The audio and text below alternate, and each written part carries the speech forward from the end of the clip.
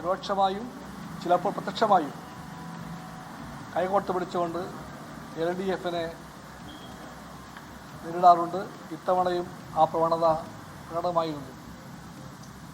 അതിൻ്റെ ആത്യന്തിക ഫലങ്ങൾ എന്താകുമെന്ന് ഞങ്ങൾ പഠിക്കണം. ആ പഠനത്തിന് കോൺഗ്രസും പച്ചത്തമാണ്. ഞാൻ പൂർത്തിയാക്കട്ടെ. വരും ദിവസങ്ങളിൽ മുന്നോട്ട് പോകുമ്പോൾ LDF അതിൻ്റെ ഇടതുപക്ഷ മൂല്യങ്ങളെ ഉയർത്തിപ്പിടിച്ചുകൊണ്ട് വേണം മുമ്പോട്ട് പോകാമെന്ന് കമ്മ്യൂണിസ്റ്റ് പാർട്ടി കാണുന്നു. ഇടതുപക്ഷം എല്ലാ അർത്ഥത്തിലും ജനങ്ങളുടെ മുമ്പിൽ അതിൻ്റെ ഇടതുപക്ഷ ആശയങ്ങളെയും മൂല്യബോധത്തെയും മുറുകെ പിടിക്കാൻ കടപ്പെട്ട പക്ഷമാണ്.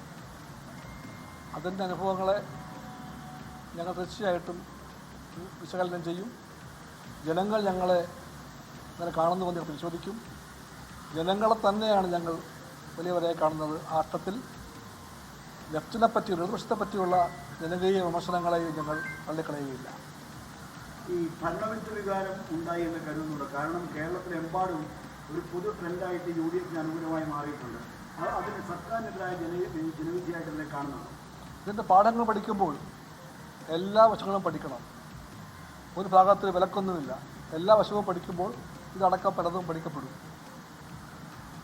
ഈ മുന്നണിയിൽ തന്നെ പ്രശ്നങ്ങളുണ്ടായിരുന്നു, മുന്നണിയിൽ തന്നെ അഭിപ്രായ വ്യത്യാസങ്ങളൊക്കെ ഉണ്ടായിരുന്നു. അതൊക്കെ ഈ തെരഞ്ഞെടുപ്പിനെ ബാധിച്ചിട്ടുണ്ടോ? അതായത് ഇടതുപക്ഷ നയങ്ങൾ വിട്ട് ഇടതുപക്ഷം പെരുമാറുന്നു എന്നുള്ള തരത്തിലുള്ള വിമർശനം ഉന്നയിച്ചിരുന്നു. CPI തന്നെ കാര്യത്തിൽ വിമർശനം ഉന്നയിച്ചിരുന്നു.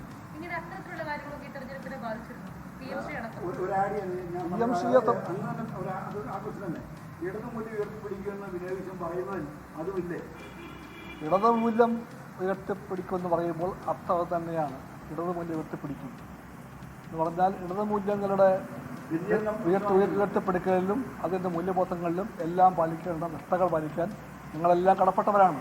അതിൽ CPI മാത്രമല്ല, CPM കടപ്പെട്ടവരാണ്. ഇവിടെ ചോദിച്ച ചോദ്യമുണ്ടല്ലോ, PMC-യെ സംബന്ധിച്ച് CPI-ക്കും CPM-നും മൗലികമായി അഭിപ്രായം ഒന്ന് തന്നെയാണ്. മൗലികമായ ഒന്നായിരിക്കെ തന്നെ എന്തുകൊണ്ടോ ചെറിയ ചില ഘട്ടങ്ങളിൽ PMC-യെ പറ്റിയുള്ള വ്യത്യസ്ത അഭിപ്രായങ്ങൾ പൊന്തി വന്നു. അത് നിർഭാഗ്യകരമാണെന്ന് CPI പറയുകയുള്ളൂ. പക്ഷേ ഒന്നുറപ്പാണ്, ആ ചർച്ച വീണ്ടും വെളിവാക്കി. PMC പോലെയുള്ള ഒരു മൗലിക പ്രശ്നത്തിൽ രണ്ട് കമ്മ്യൂണിസ്റ്റ് പാർട്ടികൾക്കും അഭിപ്രായങ്ങൾ വേറെ വേറെ അല്ല, ഒരേ കാഴ്ചപ്പാട്. CPM-ൻ്റെയും CPI-യുടെയും പ്രമേയങ്ങൾ വായിച്ചാൽ ബോധ്യപ്പെടും. CPI-ക്കോ CPM-നോ അടിസ്ഥാനപരമായിട്ട് അതിൽ വ്യത്യസ്ത വീക്ഷണങ്ങളില്ല.